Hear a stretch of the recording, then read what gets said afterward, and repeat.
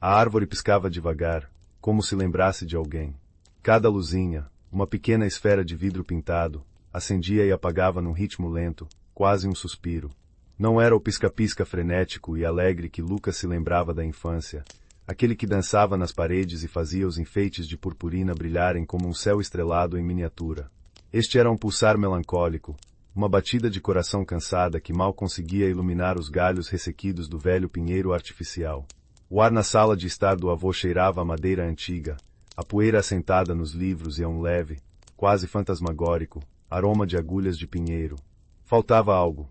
Faltava o cheiro de canela e cravo vindo da cozinha, o perfume doce e amanteigado dos biscoitos que a avó Lúcia costumava assar por dias a fio antes do Natal.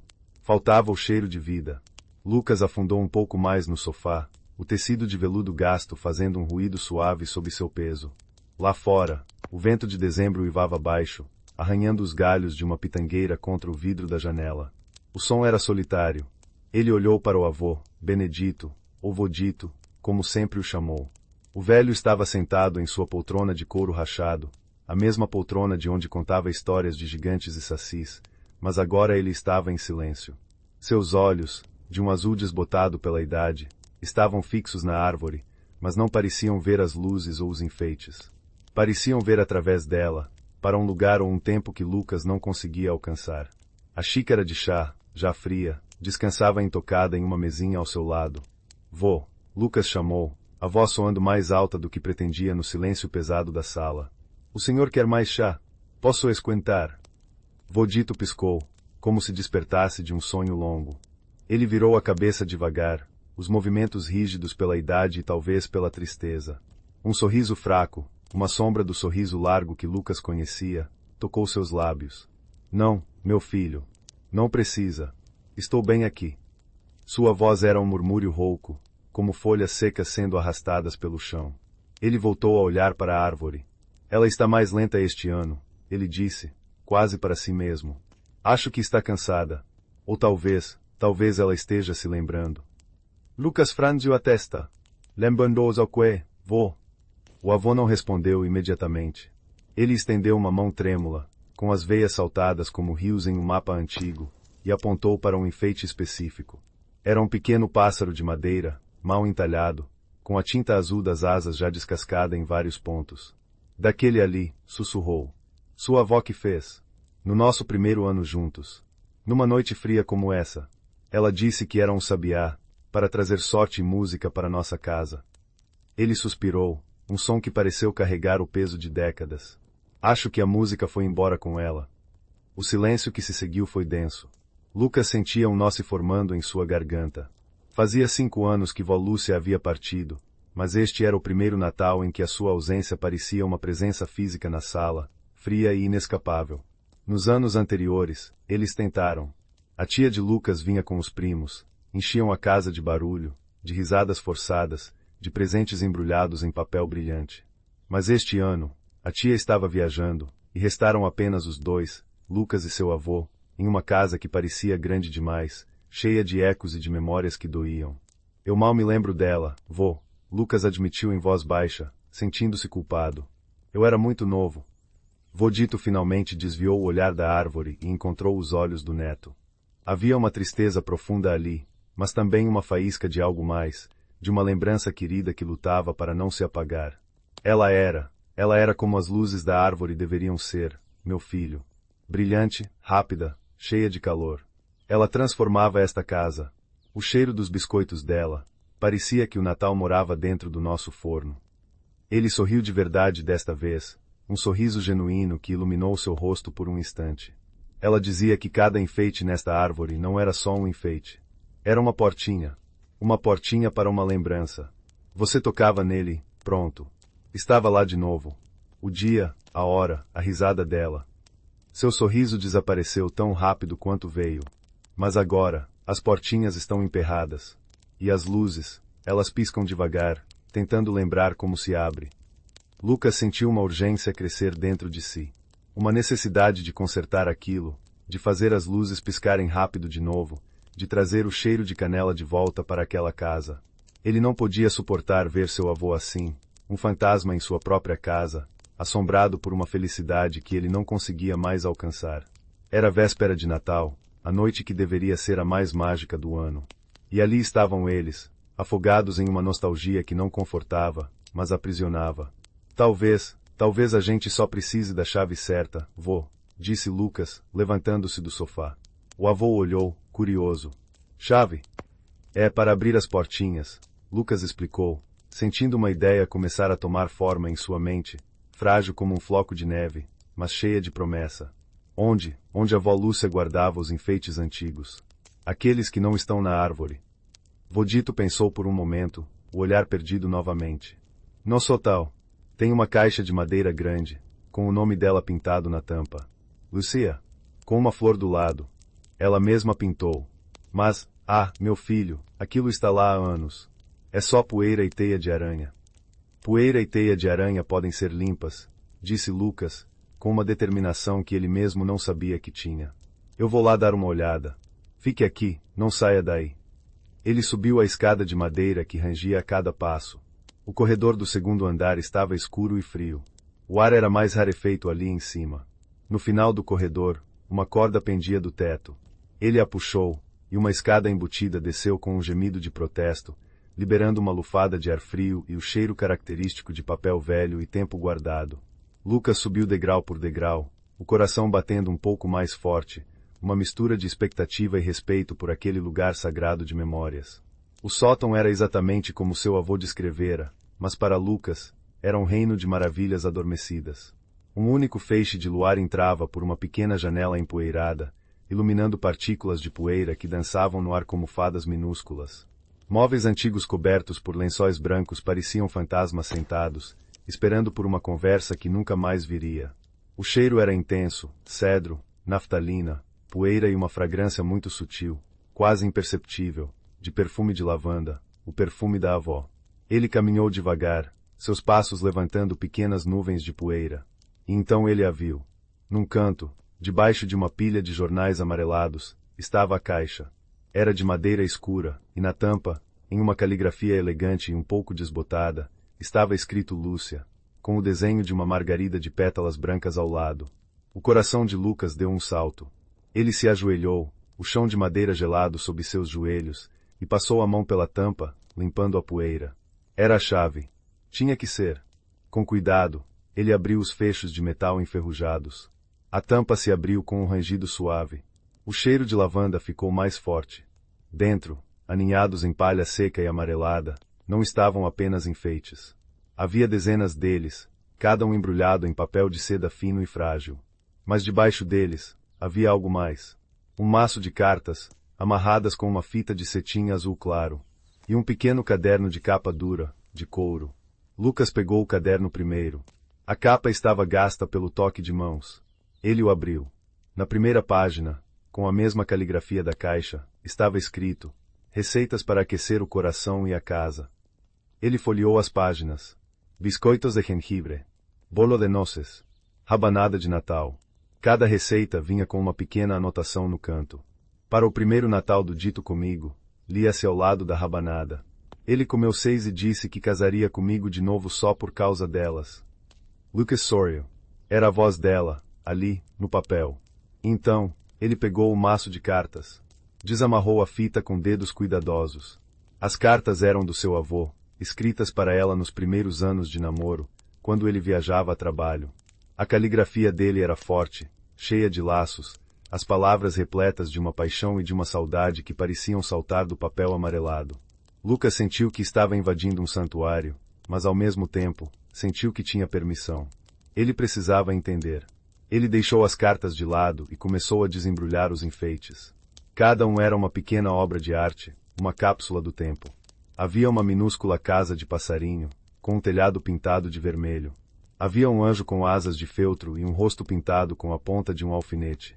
Havia uma estrela feita de galhos finos amarrados com linha dourada. E para cada um, havia uma pequena etiqueta de papel amarrada com um fio, e em cada etiqueta, uma data e uma única palavra. No anjo, 1962. Promessa. Na casinha, 1964. Nenhão. Na estrela, 1966. Guia. Lucas ficou ali, no chão frio do sótão, cercado por aqueles pequenos tesouros, e começou a entender. Aquela árvore lá embaixo não era apenas uma árvore de Natal. Era o diário de uma vida inteira. O mapa de um grande amor. E seu avô não estava perdido. Ele só não conseguia mais ler o mapa sozinho. As luzes não estavam piscando devagar por cansaço.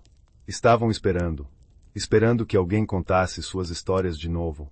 Com a caixa nos braços, pesada de memórias e de esperança, Lucas desceu a escada do sótão. O rangido dos degraus parecia diferente agora, menos um protesto e mais um anúncio. Ele estava trazendo a chave. Quando Lucas entrou novamente na sala de estar, o ar pareceu vibrar com uma nova energia. Ou talvez fosse apenas a sua percepção que havia mudado. A árvore ainda piscava em seu ritmo lento e solene, e seu avô ainda estava na poltrona, na mesma posição, olhando para o vazio. Mas agora, Lucas não via apenas um velho triste. Ele via o guardião de um tesouro, um homem que havia amado tão profundamente que a ausência desse amor havia deixado um buraco do tamanho do mundo. Ele colocou a caixa de madeira no chão, ao lado da poltrona do avô.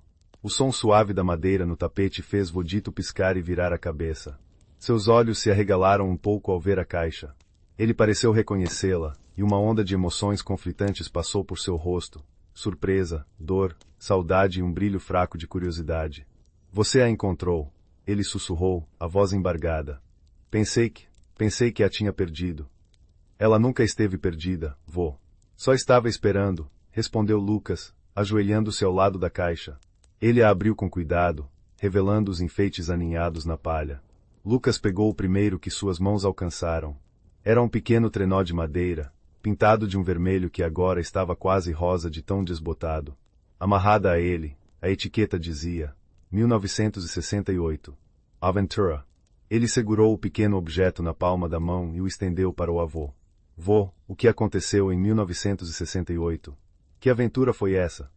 Vodito olhou para o trenó como se fosse um artefato de outro planeta. Ele estendeu a mão trêmula e, com a ponta dos dedos, tocou a madeira gasta. Seus olhos se encheram de lágrimas, mas ele não chorou. Em vez disso, um som baixo escapou de seus lábios, algo entre um suspiro e uma risada. A neve, ele disse, a voz ganhando um pouco de força. Foi o ano em que nevou. Aqui. Você acredita? Uma única vez em 50 anos. Estávamos recém-casados, morando nesta mesma casa. Acordamos e tudo estava branco. Branco. O mundo inteiro em silêncio. Ele olhou para Lucas, os olhos azuis agora vívidos com a imagem. Sua avó, ela parecia uma criança. Ela me arrastou para fora, de pijama e tudo. Pegamos a tampa de um latão de lixo e escorregamos pela pequena colina que tem atrás da casa. Escorregamos e caímos e rimos até a barriga doer, o ar frio queimando nossos pulmões. Ele pegou o trenó da mão de Lucas, segurando-o com uma delicadeza reverente. Naquela tarde, enquanto a neve derretia, eu fiz este pequeno trenó para ela, para que a gente nunca esquecesse da nossa aventura na neve. Ele olhou para a árvore. Ela o pendurou bem na frente, para que fosse a primeira coisa que a gente visse. Enquanto o avô falava, Lucas notou algo. A luzinha mais próxima do trenó, uma pequena esfera amarela, pareceu piscar um pouco mais rápido, um pouco mais brilhante. Foi só por um segundo. Talvez fosse sua imaginação. Ele mergulhou a mão na caixa novamente. Desta vez, pegou um par de minúsculas luvas de tricô, feitas de lã branca, agora amarelada pelo tempo. A etiqueta, 1970. Espera. Ele as entregou ao avô. E estas, vô? Vodito segurou as luvinhas na palma de sua mão grande e enrugada. Elas pareciam incrivelmente pequenas. Um sorriso terno se espalhou por seu rosto. Ah, estás. Foi o ano em que sua mãe nasceu. Lúcia passou meses tricotando. Fez sapatinhos, casaquinhos, mantas. E estas luvas? Ela dizia que eram para proteger as mãozinhas mais preciosas do mundo do frio. Ficamos esperando por sua mãe por 9 meses. A espera mais longa e mais doce da minha vida. Quando ela finalmente nasceu, em uma noite quente de janeiro, Lúcia colocou as luvinhas nela. Ficaram enormes. Ele riu, uma risada genuína e cheia de som que ecoou pela sala silenciosa. E, novamente, Lucas viu. As luzes ao redor daquele galho específico piscaram, 2, 3 vezes, em um ritmo mais vivo, antes de voltarem à sua cadência lenta. Não era imaginação. Algo estava acontecendo. A árvore estava ouvindo. A A árvore estava despertando. Movido por uma nova onda de coragem, Lucas pegou o próximo. Uma chave de metal, pequena e enferrujada, amarrada com um fio vermelho. Na etiqueta, 1975. Lore. Vô, e a chave? A hipoteca, disse Vodito, sem hesitar. Sua memória parecia estar se abrindo como uma flor sob o sol da manhã. Foi o ano em que finalmente pagamos a última prestação da casa. Lúcia pegou a chave da porta da frente, fez uma cópia e a pendurou na árvore. Ela disse: agora, Dito, ela é nossa de verdade. Cada tábua, cada telha. Este não é mais só um lugar onde a gente mora. É o nosso lar. Ele olhou ao redor da sala, mas desta vez, seu olhar não era de vazio, mas de carinho. Ele via as paredes não como uma prisão, mas como um abraço. Lucas continua. Um após o outro, ele tirava os enfeites da caixa. Um pequeno barco de papel, 1980. Viagem. Nossa primeira viagem para a praia. Sua avó nunca tinha visto o mar. Uma minúscula aliança de latão, 1985. 25. Nossas bodas de prata. Eu a pedi em casamento de novo, de brincadeira, com este anel que comprei numa máquina de brinquedos. Ela disse sim. Um diploma enrolado, do tamanho de um dedo mindinho, 1992. Orgulho. O dia em que sua mãe se formou na faculdade. Lúcia chorou tanto de orgulho que borrou toda a maquiagem. A cada história, a voz do Vodito ficava mais clara, mais forte. A melancolia se dissipava como a névoa da manhã. Seus gestos se tornavam mais animados, suas mãos desenhando no ar as cenas que ele descrevia. E a árvore respondia. Galho por galho, seção por seção, as luzes começavam a piscar em um ritmo mais rápido, mais brilhante. O pulsar lento e triste estava dando lugar a uma cintilação vibrante. O amarelo, o vermelho, o azul e o verde começaram a dançar, lançando manchas coloridas nas paredes, no rosto do avô, nas lágrimas silenciosas que agora escorriam pelo rosto de Lucas. Eles esvaziaram a caixa. O tapete ao redor deles estava coberto com os pequenos mensageiros do passado. A árvore agora brilhava com uma vida que Lucas nunca tinha visto. Parecia mais cheia, mais alta, os galhos antes caídos agora pareciam se erguer em direção à luz. Vodito olhou para a árvore, seu rosto banhado pelo brilho multicolorido. Ele não parecia mais um homem encolhido pela dor, mas um rei em seu trono, contemplando seu reino de memórias. Ela estava certa, ele disse, a voz cheia de admiração. Cada um deles é uma portinha. E você encontrou a chave, meu neto. Ele se virou para Lucas, e pela primeira vez naquela noite, Lucas viu seu avô de verdade. O avô das histórias, o avô forte, o avô cujo amor era tão grande que preenchia a casa inteira. Não, você não encontrou a chave. Você é a chave. Lucas sentiu o nó em sua garganta se desfazendo, dando lugar a um calor que se espalhou por todo o seu peito. Mas ele sabia que ainda faltava algo. Faltava um chairo. Ele se levantou, os joelhos estalando. Vô, me espera aqui. Eu já volto. Ele foi até a caixa de madeira e pegou o pequeno caderno de receitas de capa de couro. Ele o abriu na página marcada com uma pequena dobra no canto. Biscoitos de Natal da Lúcia, a receita secreta. Na anotação ao lado, estava escrito: para noites frias em que a saudade aperta. O cheiro de casa cura tudo. Com o caderno na mão, Lucas caminhou em direção à cozinha, que até então parecia a parte mais escura e silenciosa da casa.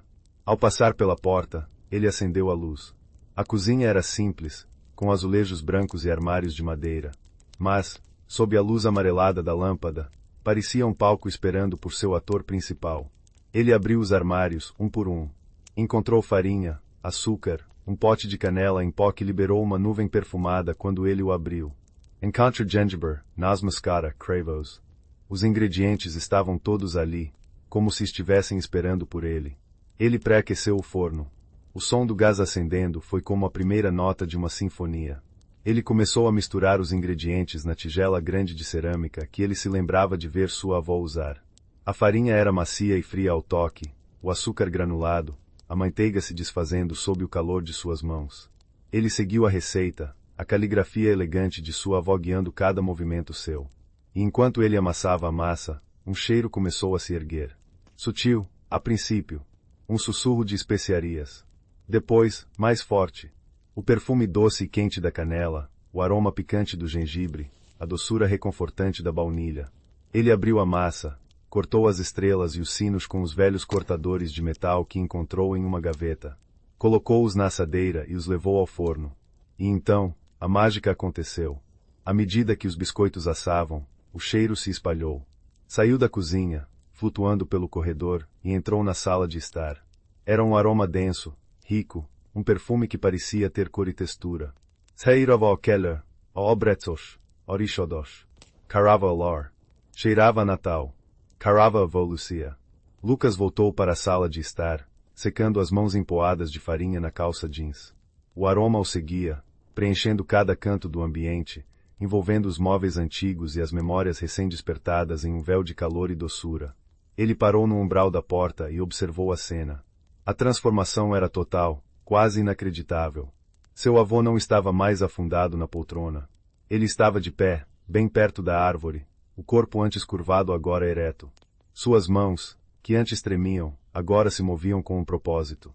Ele estava pegando os enfeites do chão, um por um, e os pendurando nos galhos, encontrando para cada um deles um lugar de honra. Ele se movia com a familiaridade de quem já havia executado aquele ritual centenas de vezes. O pássaro de madeira azul estava de volta ao seu galho, o trenó vermelho logo abaixo dele. A pequena chave enferrujada pendia perto de uma luz vermelha, que a fazia brilhar como um rubi. A árvore, agora completa com todas as suas memórias, era uma visão espetacular. Ela não piscava mais, ela cintilava. As luzes dançavam em um ritmo alegre e constante, uma celebração de luz e cor que empurrava as sombras para os cantos mais distantes da sala. O pulsar lento e melancólico havia desaparecido completamente, substituído por um brilho vibrante que parecia emanar do próprio coração da árvore. Ela estava viva. Vodito se virou ao sentir a presença de Lucas. Seus olhos estavam vermelhos, mas ele sorria. Era o sorriso largo, o sorriso que enrugava os cantos dos olhos, o sorriso que Lucas guardava em suas memórias mais queridas. O cheiro, disse o avô, a voz embargada, mas feliz. Ele respirou fundo, fechando os olhos por um momento. É ela. É o cheiro da sua avó. É o cheiro do nosso Natal. Eu achei a receita dela, vô, disse Lucas, aproximando-se. No caderno. O caderno, Vodito repetiu, com um aceno de cabeça. Ela anotava tudo ali. A vida dela está naquelas páginas. E nesta árvore. Ele estendeu o braço e colocou a mão no ombro de Lucas, o aperto firme e seguro. Obrigado, meu filho. Você me trouxe de volta. Naquele momento, um som agudo e suave veio da cozinha. O alarme do forno. Os biscoitos estavam prontos. Acho que a vó Lúcia está dizendo que está na hora do lanche, disse Lucas, sorrindo. Juntos, eles foram para a cozinha. Lucas, com luvas de forno, tirou a assadeira quente. Os biscoitos estavam perfeitos, dourados nas bordas, o cheiro de especiarias agora tão intenso que era quase palpável. Eles os colocaram em um prato, o mesmo prato de porcelana com desenhos de azevinhos que sempre era usado naquela época do ano. O vapor subia dos biscoitos, pequenas nuvens de perfume. Eles levaram o prato para a sala de estar e se sentaram, Vodito de volta em sua poltrona e Lucas no sofá. O avô pegou um biscoito em formato de estrela. Ele o segurou por um instante, apenas sentindo o calor em seus dedos, e então deu uma mordida. Ele mastigou devagar, os olhos fechados. Uma única lágrima escorreu por sua bochecha enrugada e caiu em sua camisa. Mas ele estava sorrindo. O gosto, ele disse, a voz cheia de uma emoção profunda. É exatamente o mesmo gosto. Ele abriu os olhos e olhou para Lucas. Como você soube? Estava escrito na receita, vô, respondeu Lucas, pegando um biscoito para si. A textura era perfeita, crocante por fora, macia por dentro. O sabor explodiu em sua boca, canela, gengibre, um toque de cravo e o calor do amor. Dizia que era para quando a saudade apertasse, que o cheiro de casa cura tudo. Eles ficaram em silêncio por um longo tempo, comendo os biscoitos, bebendo o chá que Lucas fez questão de esquentar desta vez. Não era um silêncio pesado e desconfortável como o de antes. Era um silêncio bom, um silêncio preenchido pelo brilho da árvore, pelo aroma dos biscoitos e pela presença reconfortante um do outro. O vento lá fora ainda uivava, mas agora não parecia mais solitário. Parecia que ele cantava uma canção de ninar. Vodito começou a contar mais histórias, não apenas sobre os enfeites, mas sobre natais passados. Histórias engraçadas sobre o dia em que o peru queimou, sobre a vez em que a tia de Lucas, ainda criança, se escondeu dentro da caixa de um presente e adormeceu. Histórias ternas sobre as canções que vó Lúcia cantava enquanto decorava a casa, sua voz preenchendo cada cômodo. Lucas ouvia atentamente, absorvendo cada palavra, sentindo como se estivesse conhecendo sua avó pela primeira vez, através das memórias do homem que a amou por uma vida inteira. Ele descobriu que ela era engraçada, um pouco teimosa, incrivelmente gentil e que tinha o poder de transformar coisas simples, como um biscoito ou um enfeite de madeira, em algo mágico. As horas passaram voando. Logo, o relógio de pêndulo no corredor deu 12 badaladas graves e solenes. Era Natal. Feliz Natal, vô, disse Lucas, a voz suave. Feliz Natal, meu neto, respondeu vô Dito, e se inclinou para frente, abraçando Lucas com uma força que o surpreendeu. Foi um abraço longo, um abraço que dizia tudo o que as palavras não conseguiam. Dizia gratidão, dizia amor, dizia não estou mais sozinho. Quando se afastaram, vô Dito olhou para a árvore, que agora parecia pulsar com a alegria de 1000 natais. As luzes dançavam nos olhos dele, refletindo um universo de memórias felizes. Sabe, ele disse, a voz calma e serena. Eu estava errado. A música não foi embora com ela. Ele apontou para a árvore cintilante, para o prato de biscoitos quase vazio, para o coração de Lucas. A música ainda está aqui. A gente só precisava aprender a ouvi-la de novo. Naquela noite, Lucas dormiu no seu antigo quarto de infância, com a porta entreaberta. Da sua cama, ele conseguia ver o brilho colorido da árvore vazando pelo corredor, um farol de esperança e de amor reencontrado. O cheiro de canela e gengibre ainda pairava no ar, um perfume reconfortante que o embalou em um sono profundo e sem sonhos. Na manhã de Natal, ele acordou com um som de risadas vindo da cozinha. Ele se levantou, confuso, e seguiu o som. Encontrou seu avô no fogão, de avental, tentando virar uma rabanada na frigideira com uma destreza um pouco desajeitada, mas com um sorriso enorme no rosto. Achei a receita da rabanada dela também, anunciou vô Dito, animado. Diz aqui que eu casei com ela por causa disso. Pensei em testar se a magia ainda funciona. Lucas riu, o som enchendo a cozinha ensolarada. A casa estava cheia de vida de novo. Cheia de luz. Cheia de música.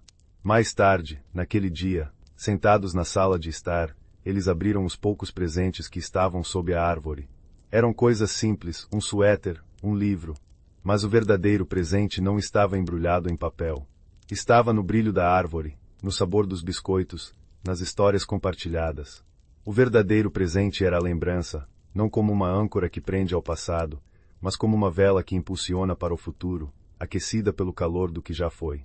Lucas olhou para a árvore, que agora brilhava com uma alegria constante e serena. Ela não piscava mais devagar, como se lembrasse de alguém com tristeza. Agora, ela brilhava intensamente, como se celebrasse a presença de todos que já havia amado, uma presença que, ele finalmente entendeu, nunca iria embora de verdade. A árvore não estava apenas se lembrando. Ela estava viva, pulsando com o amor que a havia criado, um amor que, naquela noite de Natal, havia sido redescoberto e passado para uma nova geração. E Lucas sabia, com uma certeza que aquecia sua alma, que enquanto houvesse alguém para contar suas histórias, aquelas luzes jamais se apagariam.